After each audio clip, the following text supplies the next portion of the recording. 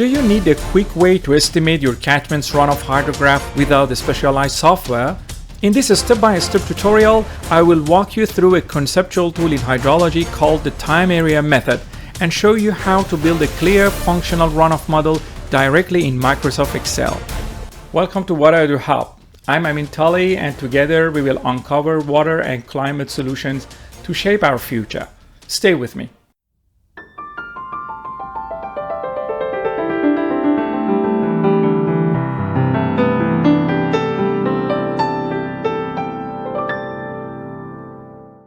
Well, let's start calculating runoff hydrograph using the time area method with a kind of a step-by-step manner in Excel.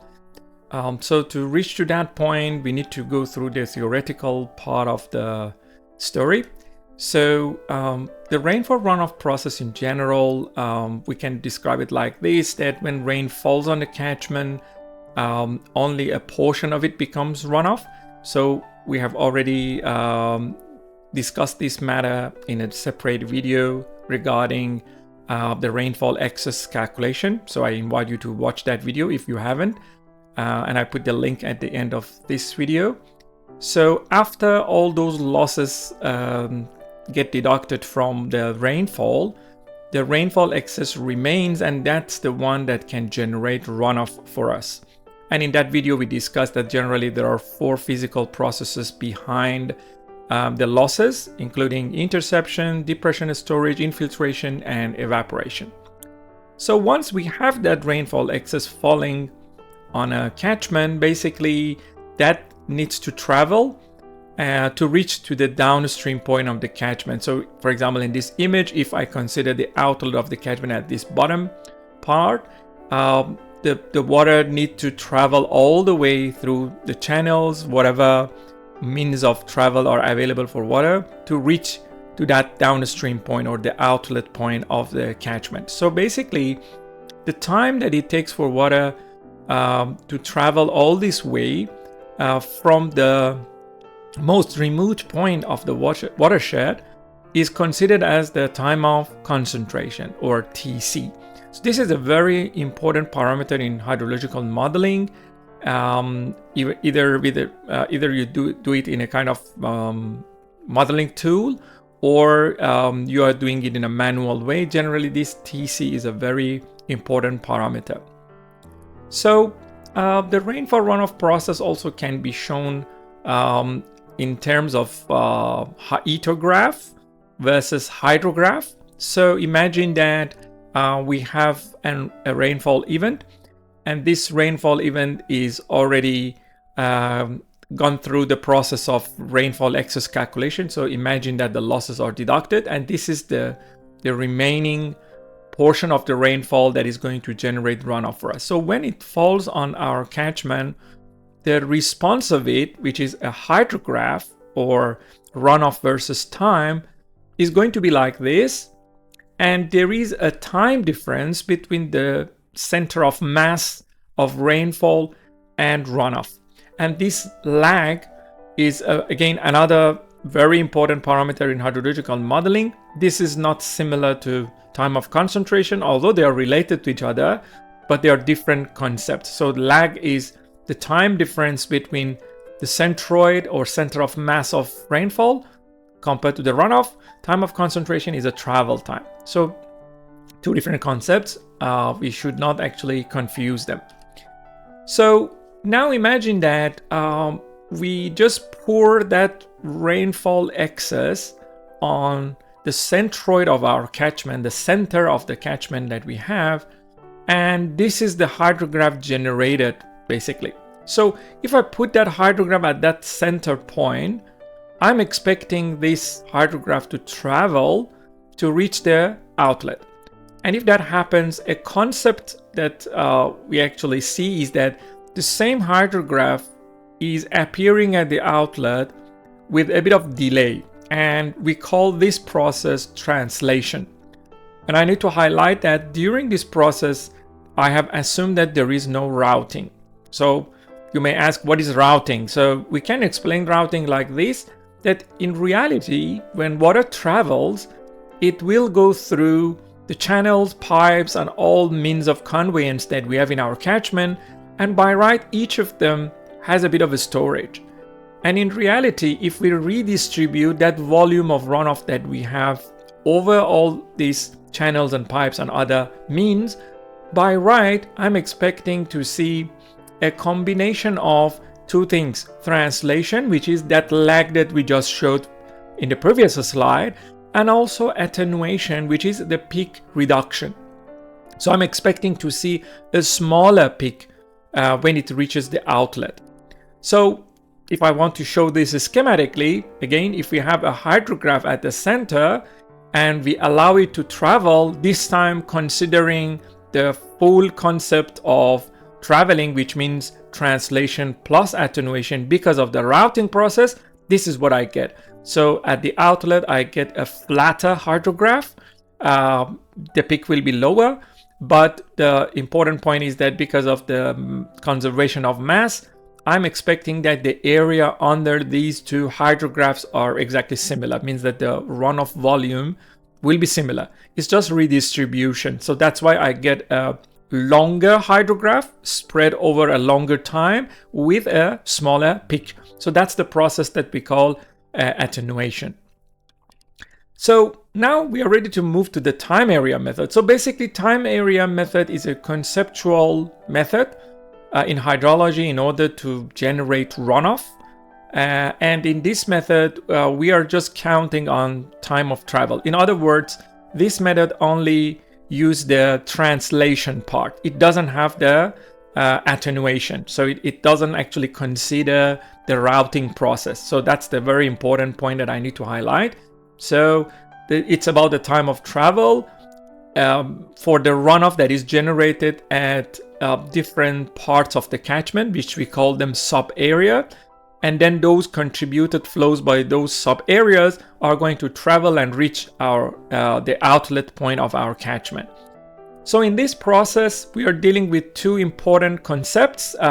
First one is what we call isochrone.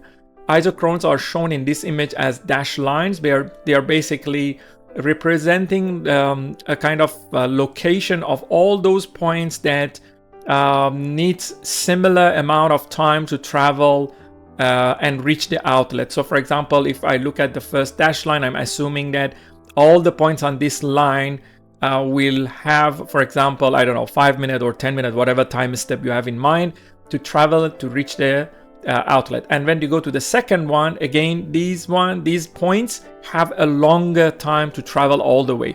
And the more we go further from the outlet, that travel time will increase. So in this way, we go to the second subject, which is a sub area. So isochrones are separating our catchment or splitting our catchments into some sub areas. And by this, which means that we are considering that each sub area has a kind of dedicated travel time for itself. And that's the way that I'm going to use them in the calculation of the runoff. So the formula that we have looks like this. It is a kind of summation of sub areas multiplied to the rainfall that is generated in that specific time step. So Q represents flow, A is the area of that specific isochrone, and I is the effective rainfall at that time step. I need to highlight that basically because we are getting Q, which is the discharge, this I has the nature of rainfall intensity. It's basically rain over time. And that's why I here mention effective rainfall means that the losses are deducted. And secondly, at time step, it means that it is the rain over a certain amount of time. For example, if you have isochrones of 5 minutes, then that time that we're talking about is 5 minutes. So it's going to be rain divided by 5 for that specific time step. So that's the process of time area method. And as you can see, it's a kind of step-by-step procedure of accumulating the runoff sub area by sub area and time step by time step. And that's why I think that's perfectly good for Excel calculation. That's why we are going to actually have our example in the Excel, Microsoft Excel. And one point that I also want to highlight is that I'm not going through the rainfall excess calculation. We assume that it is already done. And if you're interested, as I said, you can watch our available video on it, links provided at the end. Second point is that in real life, the hydrograph has two components. So part of it is considered as quick flow and part of it is considered as base flow. Base flow is what is there because of perhaps, I don't know, things like groundwater or the base waters that are available, headwaters that are available in our channel. And the quick flow is the part that is because of the rainfall event. And in this calculation that we do in time area method, we are looking at the quick flow part, the part that is related to the runoff generated by the rainfall excess. So these are the points that I need to highlight before we go to the Excel calculation. The example that we are going to have is like this. We want to calculate the runoff using time area method for the given information. So the given information is like this. I have a catchment with these sub areas A1 to A4 as shown in the image. The units are in hectare for the area, and as you can see, the isochrones that I've considered are 5-minute isochrones. Started from 5, 10, started from 5 going to 10, 15, and 20, which is the end of the catchment. And then also the rainfall excess, as I said, previously calculated for us, and it's available here given. So you can see that for 5, 10, 15, 20, 25, and 30 minutes even that we have, the effective rain or the rainfall excess is provided in this diagram, which is basically 2.5, 6, 10.5, 8, 4, and again 2 for this half an hour event.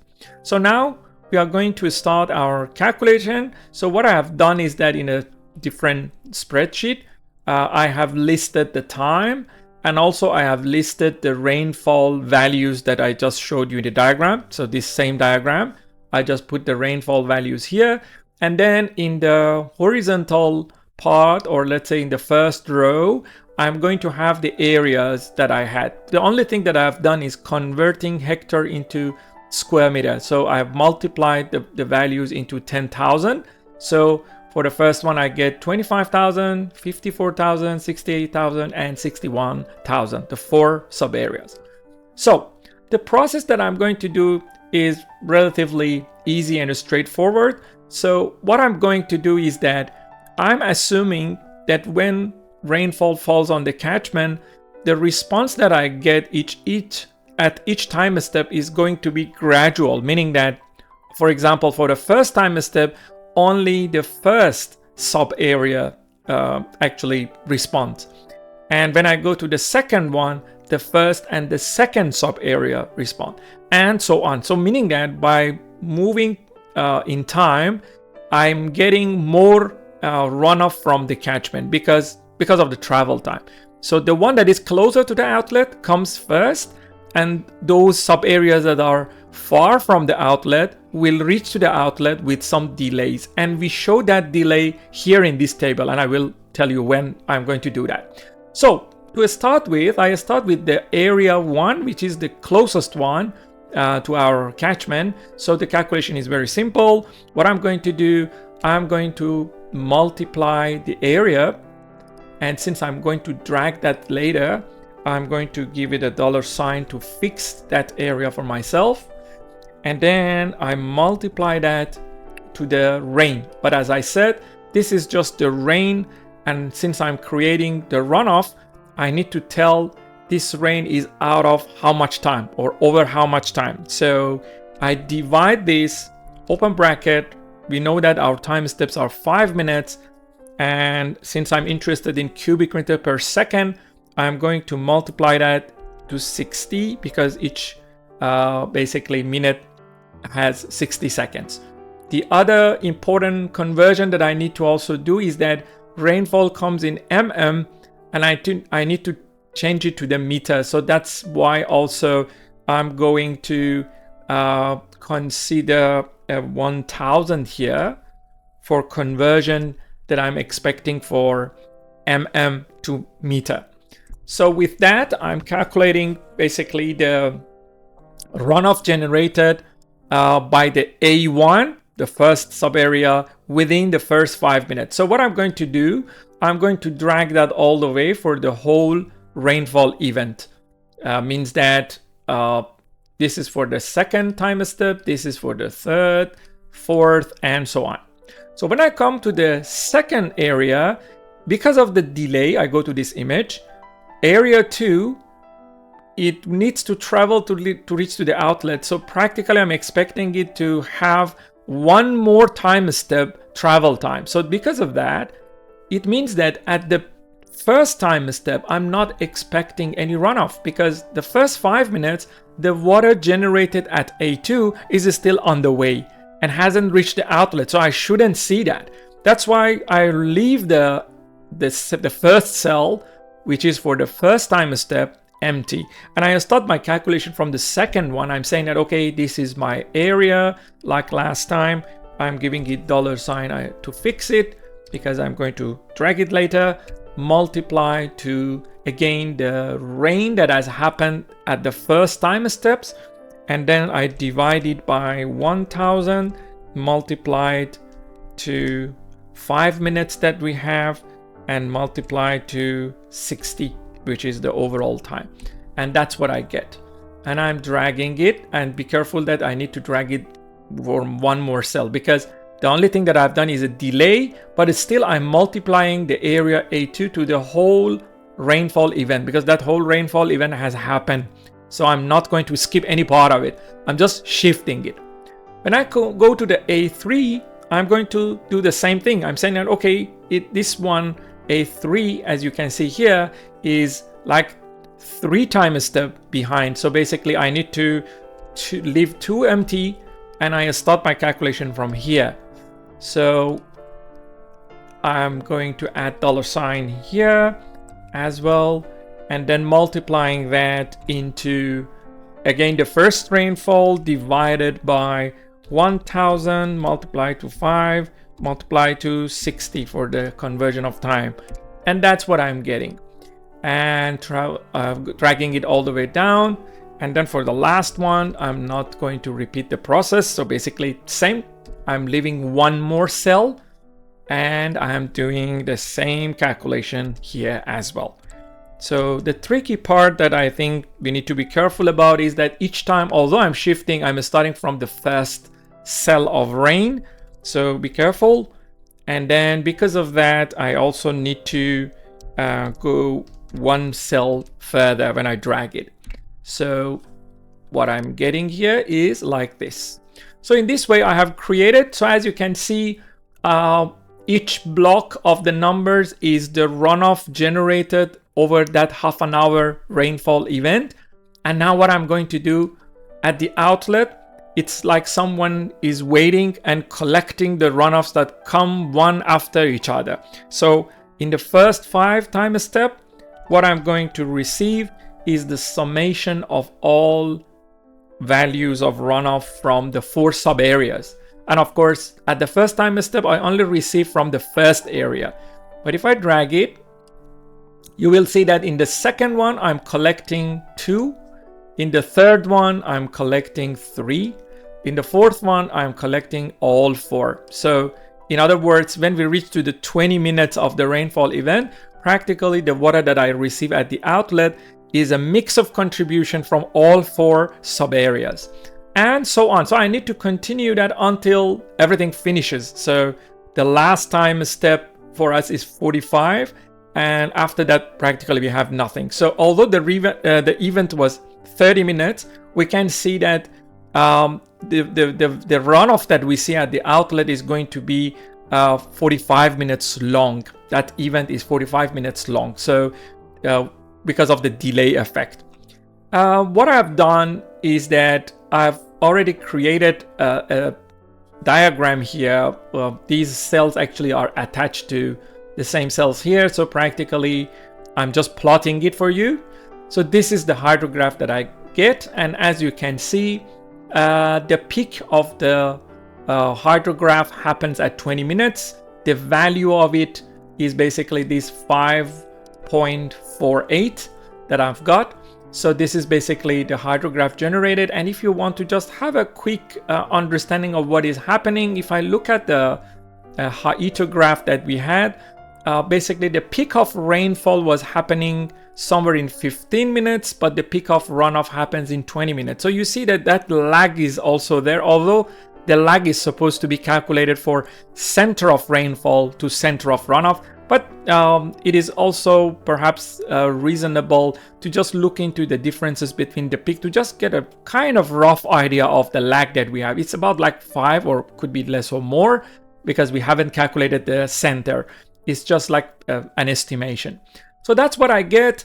One last point that I want to highlight is that if you use rational method, the famous Q equal to CIA formula that is common and is good for small catchments basically, what we get is always just a peak value. So if someone does the calculation for this catchment by right, it should get only the peak value.